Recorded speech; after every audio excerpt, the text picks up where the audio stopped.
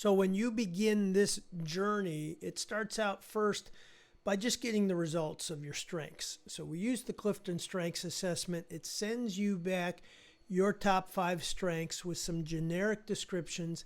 That's the starting point. Then the next step is to tailor them to you. So first we understand what each strength means, then tailor to you. Then we begin to get some experience around it. From experience, you develop skills. It's awareness of yourself, the golden mean, that center point of effectiveness, and then the overuse and the underuse. And then it begins to get to mastery. But there's another step too. And I had a great example of a client who jumped from the practice and getting used to it side into this new side where the strengths turn into virtues. There's an intrinsic quality about each of your strengths where you enjoy them simply for doing them. So here's the story. One of my clients in the UK is a young, very successful salesperson.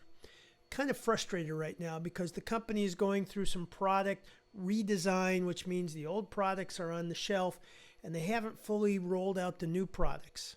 He's got relator as a strength. He's got competition as a strength. He's got activator as a strength and self-assurance. Now, this is a sales machine, top salesperson, high 6 figures every year, and now he's frustrated. And I began to share with him a little bit about this intrinsic nature of his strength, and we started with relator. How relator is that natural friend, that genuineness, that openness. And then competition, how competition is really geared towards winning. And depending on how you define success or winning, that'll drive the energy. So a couple weeks later, after going through all this, and the purpose is that you can't get those extrinsic or those rewards, but you can get that intrinsic reward. The value of doing something because it just feels good to do it. So 2 weeks later, he comes back and says, wow, changed my life. He shared first about a story of a waiter at his favorite restaurant. He loves to ask for this waiter because he's so good at giving service. So David, the individual's name, reached out and just shared something genuine and opened the door, was being friendly, genuinely friendly. And the waiter reciprocated and responded by sharing about the waiter's life. David is a great advisor and gave him some advice and assured that David would be checking in and continuing the relationship. It pumped him up. He found that this natural ability was great. He had always thought of relator as a means to an end, a means for creating the kind of genuine connection that would lead to sales. But now he sees it's something completely different. In terms of competition, he was getting frustrated and down because he wasn't hitting his numbers, because the product is on the sidelines. I shared with him, let's reshift competition to looking at success differently. Let's look at success as the entire company being successful, feeling like winners because everyone's going through this hard transition period.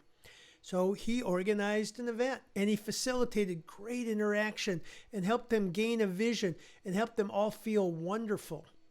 And what he learned is that serving other people has its own intrinsic rewards. It's releasing dopamine. That's the joy hormone. That's the happiness hormone. So he started seeing that, wow, I am these things. I can become a better version of these, and I love the way it feels. And of course, he's a sales guy, so he came back and said, I was so jazzed coming back and having these experiences that I closed 2 deals and I had a great day and I felt successful. But the point is, he experienced the intrinsic value of the way he was wired and what he naturally does best and enjoys most. He is naturally a friend, a good friend, a trusted friend. He is naturally competitive and a winner. But depending on how you use it, you can use it to try to gain external things, or you can develop it just because it's who you are. But the difference is you're serving other people.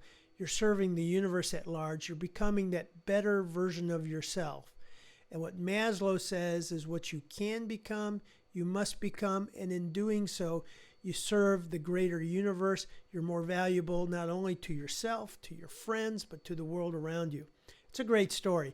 And I hope you start seeing that the things that you've got, these natural wirings, which you naturally do best and enjoy most, have more value to you than just being effective and getting what you want.